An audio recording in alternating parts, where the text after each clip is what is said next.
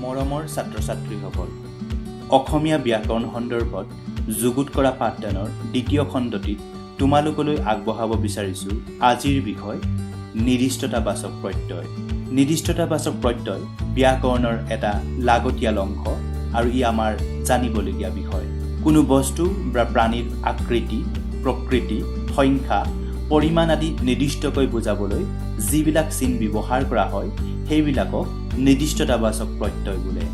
অসমীয়া ভাষাত সততে ব্যৱহাৰ হোৱা কিছুমান শব্দ আছে যিবিলাক নহ'লে কোনো কথাই নিৰ্দিষ্টকৈ প্ৰকাশ কৰা সম্ভৱ নহয়। জন, গৰাকী, টু, জনী, টোপা, খিনি, খন, ডাল, পাত, ছটা আদিয়ে হৈছে নিৰ্দিষ্টতাবাচক প্ৰত্যয়। এতিয়া মই নিৰ্দিষ্টতাবাচক প্ৰত্যয় কিদৰে হয় সেই সম্পৰ্কে কেইটামান উদাহৰণ আগবঢ়াইছোঁ।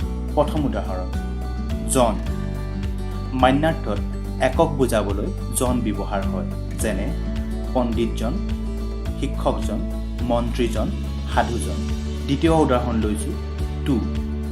জনৰ বিপৰীতে তুষ্যাৰ্থত একক বুজাবলৈ টু ব্যৱহাৰ হয়, যেনে চোৰটো, ডকাইতটো, গৰুটো, ছাগলীটো আদি।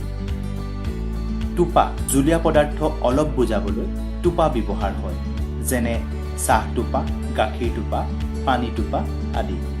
গোটা। দীঘল বুজাবলৈ ডাল ব্যৱহাৰ হয়, যেনে লাঠিডাল, লাখুটিডাল, গছডাল, সাপডাল ইত্যাদি। খন।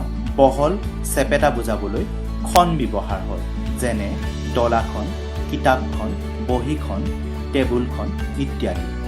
এনেদৰে অনেক প্ৰত্যয় আছে যিবিলাক নিৰ্দিষ্টতাবাচক প্ৰত্যয় বুলি চিনাক্ত হৈছে আৰু এইবিলাক অসমীয়া ভাষাৰ এৰাব নোৱাৰা সম্পদ। ছাত্ৰ-ছাত্ৰীসকল, আজি তোমালোকে নিশ্চয় নিৰ্দিষ্টতাবাচক প্ৰত্যয় সম্পৰ্কে ধাৰণা ল'ব পাৰিলা।